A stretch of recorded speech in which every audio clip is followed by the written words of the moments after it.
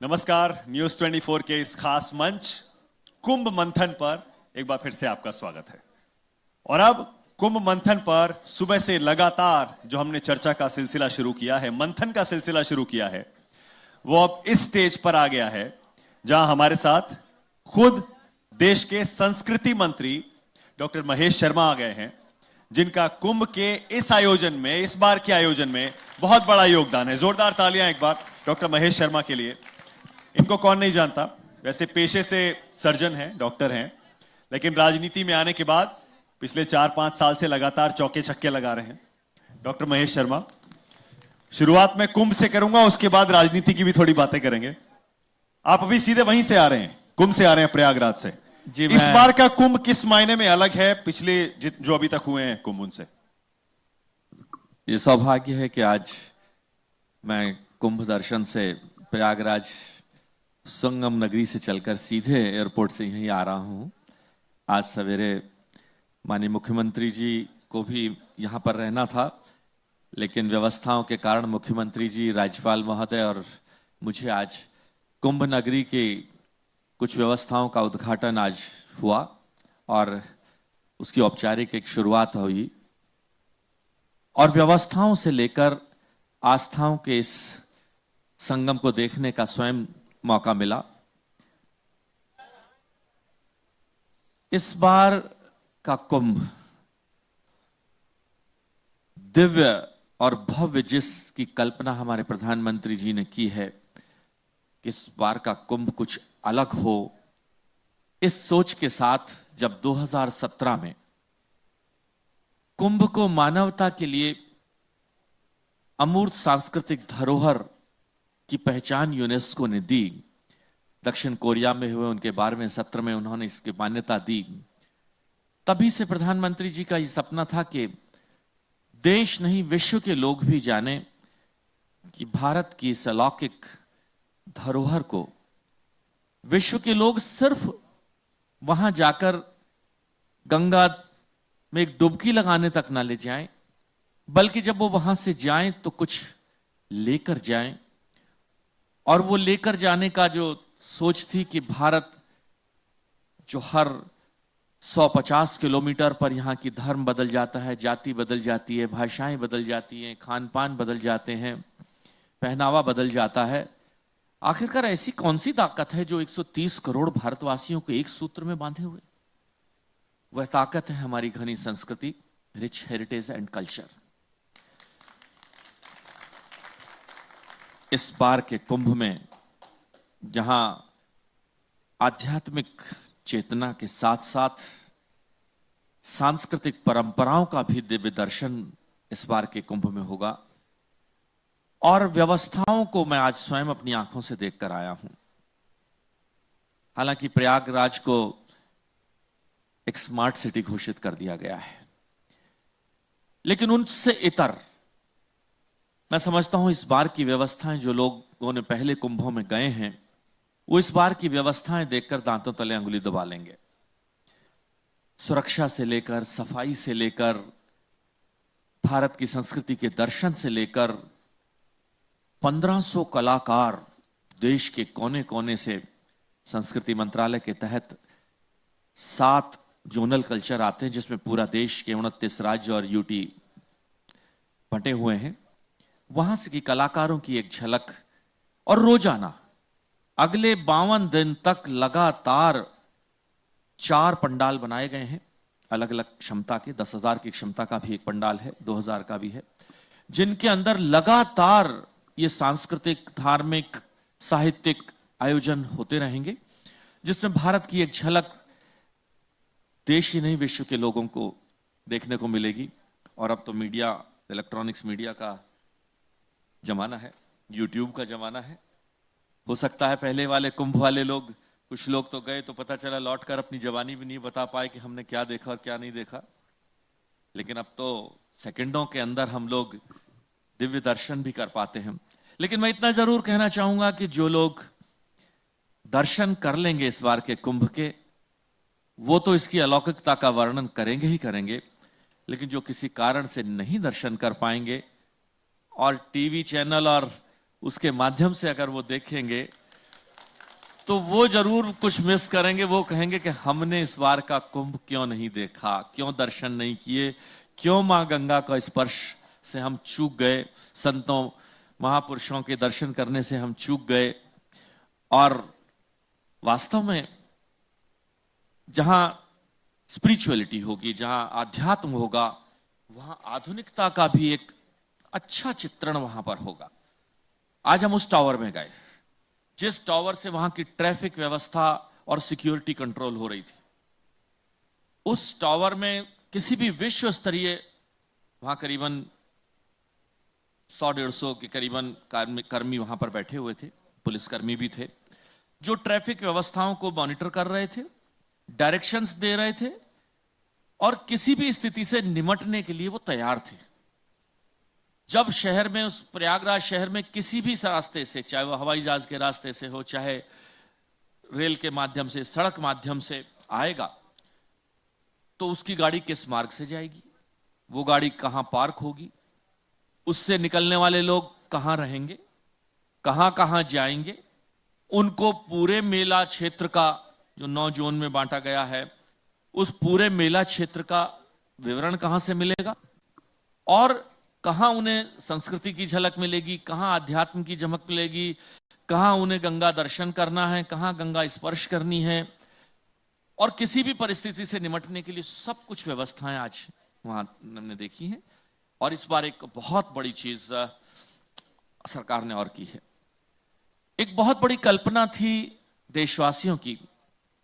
हिंदू मान्यताओं के अनुसार भगवान राम, माता सीता और लक्ष्मण के साथ जिस अक्षय वट के नीचे एक रात उन्होंने गुजारी थी, और आखिरी चलते हुए ये वरदान दे गए थे कि उस पेड़ को, कि ये पेड़ अगर प्रलय भी होगी तो अमर रहेगा।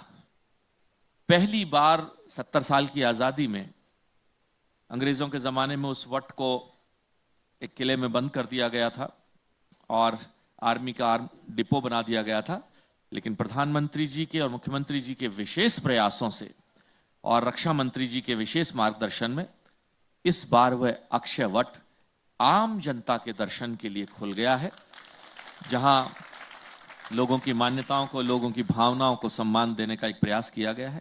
तो मैं समझता हूं इस बार कुछ नया बहुत होगा। बढ़िया। और आपकी बातों से लग भी रहा है कि इस बार यूपी की और केंद्र की सरकार ने पूरी ताकत लगाई है। ये नहीं कह रहा हूं कि अब से पहले किसी सरकार ने नहीं लगाई है, लेकिन आप ज्यादा दिलचस्पी ले रहे हैं। आपने रामचंद्र जी, सीता जी की बात की। आज ही राम मंदिर पर सुप्रीम कोर्ट की सुनवाई 29 तारीख तक टल गई। तो आपको तो, क्योंकि आप तो निजी तौर पर भी राम मंदिर पर खूब बोलते रहे हैं, तो आपको तो बड़ा धक्का लगा होगा, क्योंकि ऐसा लग रहा है अब इस सरकार में तो मंदिर बनने वाला है नहीं, आपकी सरकार में। देखिए, राम मंदिर करोड़ों देशवासियों की, जो देश में और विश्व में भी कहीं बसे हुए हैं, उनकी आस्थाओं का केंद्र बिंदु है। राम मंदिर अगर अयोध्या में नहीं बनेगा तो कहां बनेगा? अब सवाल है कब बनेगा। राम मंदिर के लिए एक तारीख नियत हुई सुप्रीम कोर्ट में कि 27 तारीख को फैसला आएगा, बेंच बैठेगी। हमारी सरकार, हमारे प्रधानमंत्री, हमारी पार्टी, सभी ने इस विषय को रखा कि हम वहां राम मंदिर बनाने के लिए संकल्पबद्ध हैं, लेकिन संवैधानिक सीमाओं के अंदर रहकर, उस लक्ष्मण रेखा के अंदर रहकर, कोर्ट के माध्यम से, आपसी सहमति के माध्यम से, या और भी कोई तीसरा मार्ग अगर हो सकता है, उसके माध्यम से हम बनाएंगे। और ये संकल्प है। अब तो सरकार का कार्यकाल पूरा हो गया। देखिए, अब कब बनाएंगे? हमने पूरे 5 साल के अंदर, जब आपसे 2 महीने पहले जब ये तारीख आई कि भाई कोर्ट इस पर कुछ रोज सुनवाई करेगा, हम इंतजार करते रहे। सुप्रीम कोर्ट हमारी सर्वोच्च संस्था है, उसको सम्मान देते हुए हम लोग इंतजार करते रहे। देश के करोड़ों देशवासी और सरकार भी इंतजार कर रही थी कि अब शायद फैसला आएगा। देश के लोगों को निराशा हुई जब एक ऐसा फैसला आया। लगने लगा कि शायद कोर्ट बहुत इसमें जल्दी कोई फैसला देने के मूड में नहीं है। तो देश के लोगों का गुस्सा, विभिन्न संस्थानों, विभिन्न हिंदू संस्थाओं का गुस्सा अलग अलग ढंग से, उनकी विचार अलग अलग ढंग से जाहिर हुए। और हमारी सरकार ने फिर अपना संकल्प कहा कि हम उस संवैधानिक सीमा रेखा के अंदर एक राम मंदिर का निर्माण करना चाहते हैं। अपनी इच्छा शक्ति को दोहराते हुए जो भी इसके लिए तरीके हो सकते थे, हैं और आगे भी रहेंगे, ये सरकार उनका इस्तेमाल करेगी। देश की सरकार, प्रदेश की सरकार क्या कर सकते हैं? 70 साल से अक्षयवट दर्शन के लिए नहीं खोला ना, हमने खोल दिया। रक्षा मंत्री ने खोल दिया, प्रधानमंत्री ने और हमारे मुख्यमंत्री जी ने उठा के तो उसको खोल अगली दिया। अगली सरकार में बना देंगे मंदिर, अगली सरकार भी हमारी होगी, चिंता मत तो उसमें करिए। बना देंगे। भगवान राम जी का आदेश है कि जब तक आपका राम मंदिर ना बन जाए सरकारें हमारी होती रहेंगी, चिंता मत करिए आप। और मोदी जी के नेतृत्व में अगली सरकार हमारी, क्योंकि कुछ काम निमित्त होते हैं। हमारे प्रधानमंत्री जी को ये वरदान मिला हुआ है कि उनको निमित्त करके भेजा गया था कि मां गंगा की भव्यता को आप आगे ले जाएंगे। कहते हैं ना कि गंगा को तो जमीन पर आना था, किसी को भागीरथ का श्रेय मिलना था। तो हमारे विपक्ष के लोग, ये तो हम सोच ही रहे थे, ये तो हम करना चाहते थे, ये हम करने के बारे में कह ही रहे थे, यही कहते रह गए। और हमारे प्रधानमंत्री जी ने वो कर दिया। कोई विषय, मैं राजनीति अगर नहीं सुनने तो मैं चर्चा नहीं करूंगा, वरना demonetisation, GST, one rank one pension, और कल 70 साल से लोगों की मांग चली आ रही थी कि भाई गरीब हर वर्ग में होते हैं, उनका ख्याल कौन करेगा? कांग्रेस के लोग बहुत चिल्लाए कि आखिरी दिन क्यों, देर आए दुरुस्त आए तो। अच्छा, डॉक्टर महेश शर्मा, कांग्रेस के जितने भी प्रवक्ता आ रहे हैं इस मंच से भी, वो यही कह रहे हैं कि आपकी सरकार मार्केटिंग करने में नंबर 1 है। वो कहते हैं अब से पहली बार भी कुंभ हुआ है और बहुत बढ़िया हुआ है। आजम खान को तो देश विदेश में, विदेशों में भी सम्मान मिला था बहुत बढ़िया कुंभ आयोजित करने के लिए।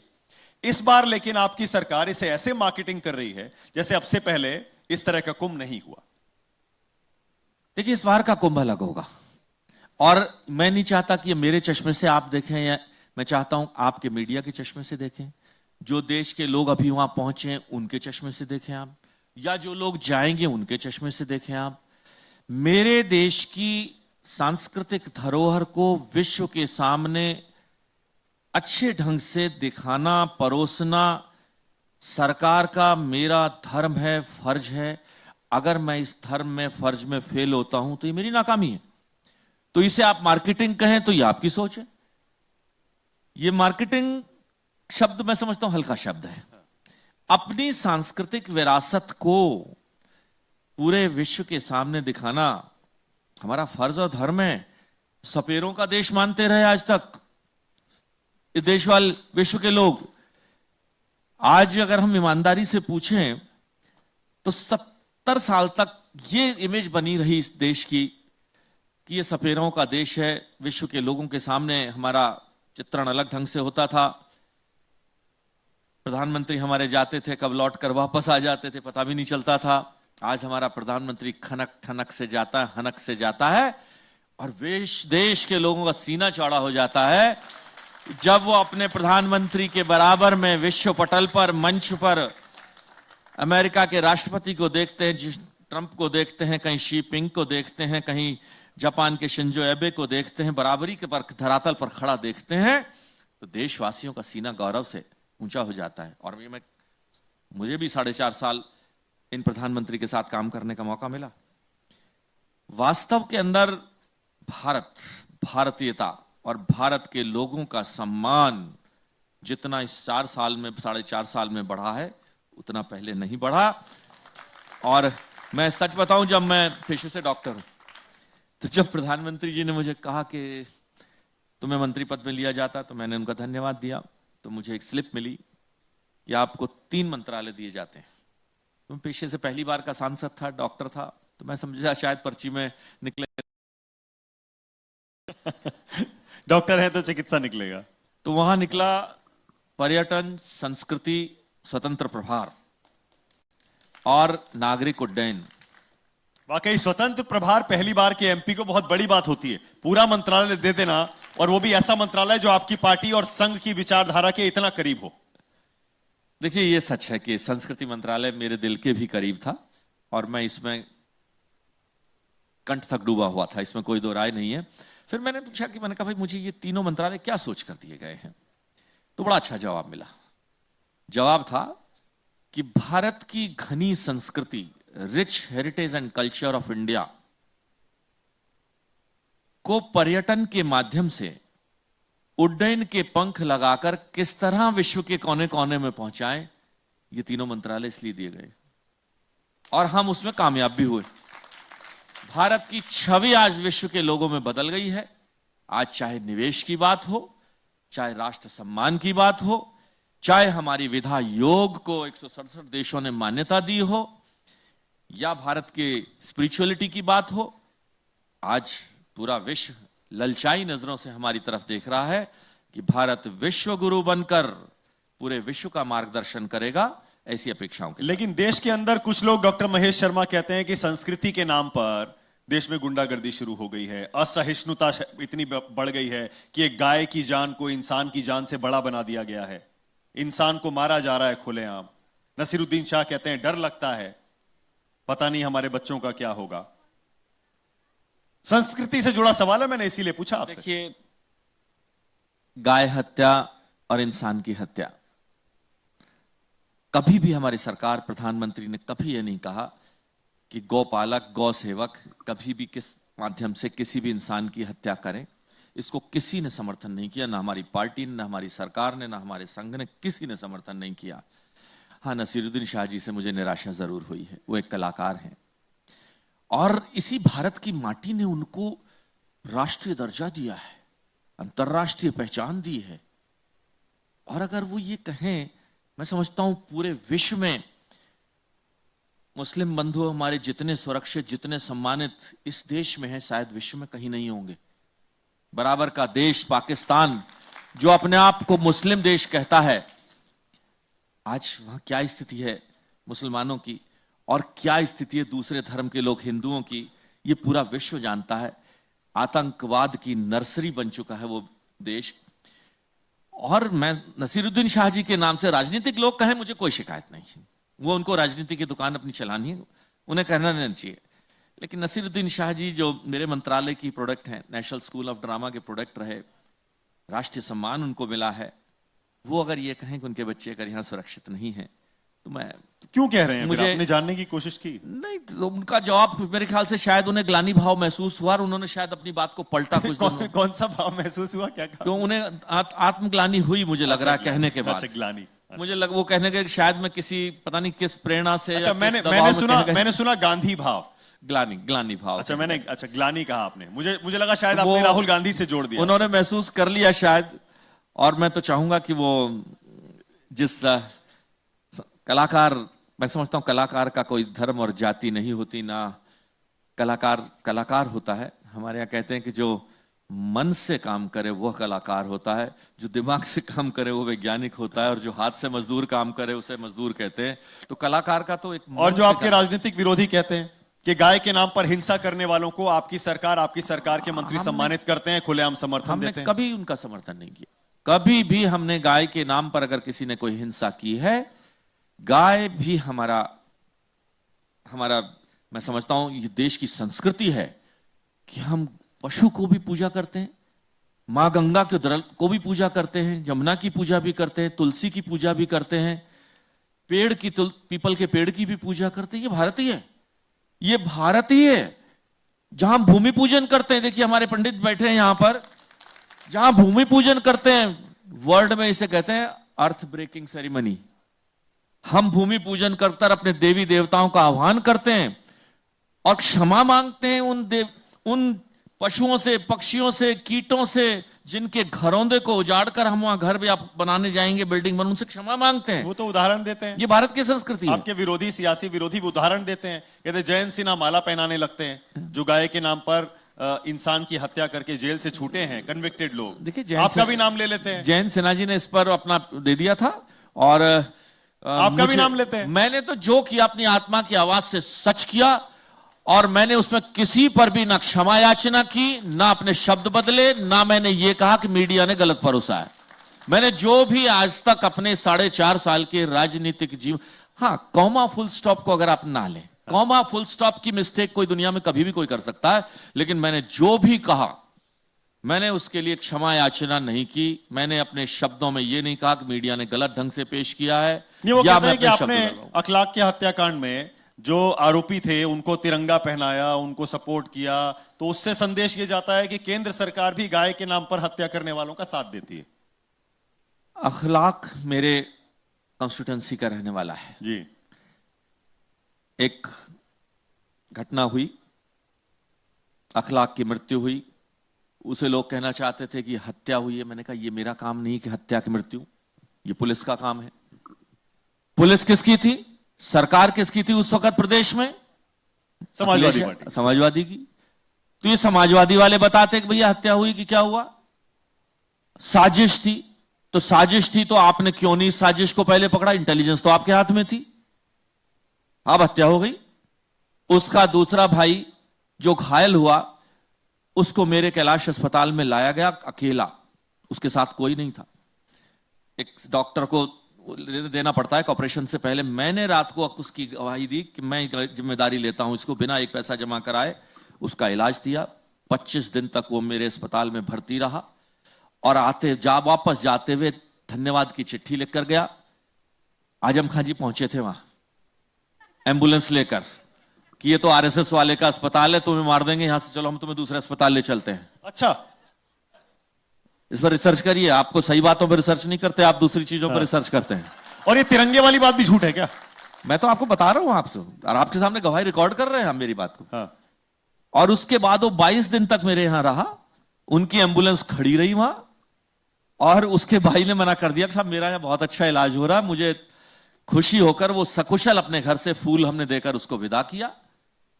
और गंगा जमनी तहजीब का, मैं तो पेशे से डॉक्टर हूं, मैं मेरे लिए रंग, खून का रंग लाल है, वो हिंदू का है, मुसलमान का है, सिख का, ईसाई का है।